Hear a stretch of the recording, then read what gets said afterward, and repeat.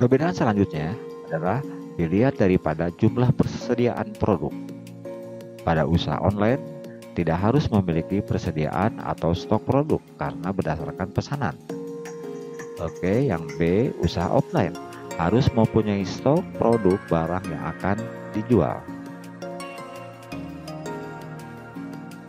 Kemudian cara penjualannya, di mana usaha online melakukan penjualan dengan cara bertransaksi melalui media digital sehingga tidak perlu terjadi tatap muka.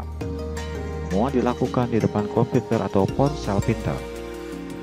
Setelah menerima pesanan dari website, para didik dapat langsung memproses pesanan tersebut, kemudian mengirimkannya ke alamat pelanggan. Dan pada usaha offline, cara penjualannya adalah dengan cara melakukan penjualan tatap muka secara langsung dengan pembeli. Kedelapan, sistem pembayaran. Pada usaha online, menerapkan sistem pembayaran secara online, yaitu berupa transfer bank ke rekening penjual. Sedangkan pada usaha offline, menerapkan sistem pembayaran langsung bersamaan dengan saat pembeli datang memilih barang yang diinginkan. Setelah membayarkannya secara tunai atau langsung kepada penjual, pembeli dapat langsung membawa barang yang dibelinya. Kemudian tenaga kerja. Untuk tenaga kerja usaha online, tidak membutuhkan banyak tenaga kerja untuk mengerjakannya. Kan ketika usaha masih tergolong pemula atau baru, karena kita bisa mengerjakannya sendiri mulai dari pengadaan barang, promosi hingga menjadi admin untuk melayani pelanggan secara online. Apa yang terjadi dengan usaha offline? Membutuhkan tenaga kerja untuk bantuan terutama ketika baru membuka tempat usahanya. Peserta didik akan membutuhkan bantuan orang lain untuk membereskan barang dan menyiapkan segala sesuatunya di toko offline. Kemudian berikutnya adalah 10 pembukaan cabang. Pada usaha online bisa memiliki cabang banyak hanya dengan cara membuat banyak website atau membuat toko secara gratis di platform marketplace, baik secara gratis maupun berbayar, seperti Tokopedia, Shopee, Bukalapak, dan Lazada. Kemudian pada usaha offline, peserta didik bisa membuka cabang di wilayah yang berbeda dengan pasar cukup meyakinkan. Namun untuk membuka cabang di wilayah lain, peserta didik harus menyiapkan modal yang tidak sedikit.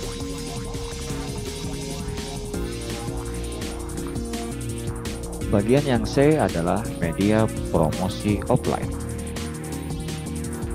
Media promosi offline adalah media untuk memberitahukan mengenai produk dan profil usaha melalui alat yang berwujud dan langsung tertuju kepada target konsumen. Peter dan Olson mendefinisikan bahwa iklan sebagai penyajian informasi non-personal mengenai suatu produk, merek, unit usaha, atau toko yang dilakukan dengan bayaran tertentu. Priantono mendefinisikan iklan sebagai bentuk komunikasi non-personal yang menjual pesan-pesan secara persuasif dari sponsor dengan membayar sejumlah biaya guna mempengaruhi orang agar membeli suatu produk. Nah, ini merupakan salah satu media offline. Media komunikasi ruang terbuka. Contohnya seperti brosur atau pamflet, booklet, katalog, leaflet, flyer, kartu nama, billboard, baliho, spanduk, dan banner. Kedua, media promosi produk alternatif. Perkembangan teknologi percetakan membuat media promosi semakin beragam. Perusahaan dapat mencetak logo atau merek usaha yang dipromosikannya di berbagai macam produk rumah tangga yang bisa dimanfaatkan pelanggannya.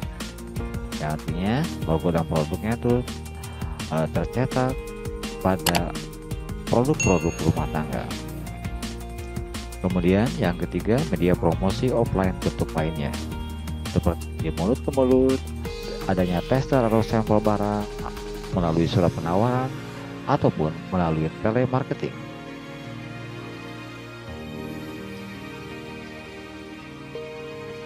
Media promosi online. Media promosi online adalah media yang dapat digunakan untuk melakukan promosi dengan teknologi digital dan internet. Media promosi online sudah sangat banyak digunakan oleh para pengusaha karena prosesnya mudah dan relatif lebih murah dibandingkan dengan media promosi offline. Berikut ini adalah contoh-contoh media online yang dapat digunakan untuk promosi atau sekaligus dijadikan sarana untuk melakukan usaha online. Seperti penggunaan media sosial, di mana media sosial adalah sebuah media online yang di dalamnya para penggunanya mudah berpartisipasi, berbagi, dan menciptakan isi atau konten.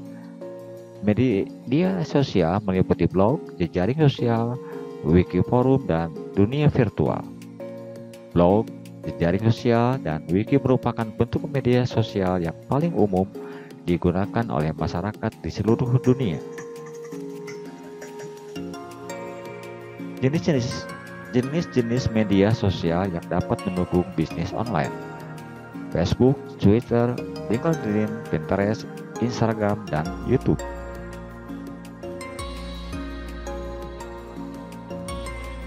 Atau melalui dan mempergunakan blog dan website untuk bisnis. Blog merupakan singkatan dari web blog.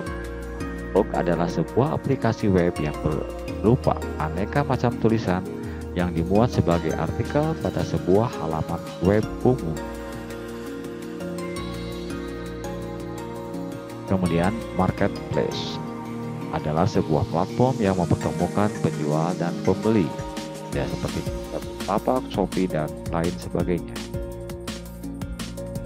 Berikut ini adalah rangkuman-rangkuman materi menerapkan media promosi pemasaran.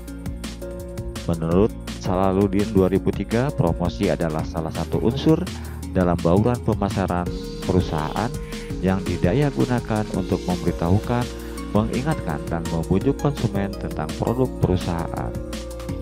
Kemudian, kedua, tujuan promosi pada umumnya adalah sebagai berikut. A. Menyebarluaskan informasi mengenai suatu produk, barang, maupun jasa kepada masyarakat atau calon konsumen potensial. B. Menjangkau dan mendapatkan konsumen baru serta menjaga loyalitas mereka. Yang C. Membantu meningkatkan angka penjualan sekaligus meningkatkan keuntungan. D. Membantu mengangkat keunggulan dan membedakan produk usaha kita dengan produk pesaing. Yang E. Menciptakan citra suatu produk di mata konsumen sesuai keinginan perusahaan. F. Mempengaruhi pendapat dan perilaku konsumen terhadap suatu produk. Ini adalah jenis-jenis promosi antara lain sebagai berikut. A. Promosi secara langsung. B. Promosi melalui media offline. C. Promosi melalui media online. Yang keempat, media promosi offline adalah promosi untuk memberitahukan tentang produk atau profil usaha lewat media dan alat yang wujudnya nampak langsung sehingga langsung menyasar pada target konsumen dan tidak menggunakan teknologi digital internet. Media promosi offline antara lain seperti surat kabar, radio, dan televisi. Yang kelima, definisi iklan menurut Peter dan Olson. Iklan adalah penyajian informasi non-personal tentang suatu produk, merek, perusahaan, atau toko yang dilakukan dengan bayaran tertentu. 6. Media promosi offline yang dapat dipilih sebuah usaha untuk beriklan antara lain sebagai berikut. Media promosi ruang terbuka, media promosi bentuk alternatif, dan yang terakhir adalah media promosi offline dalam bentuk lainnya. Dan yang terakhir, nomor 7 adalah media promosi online. Adalah media yang dapat digunakan untuk melakukan promosi atau beriklan dengan media teknologi digital dan internet.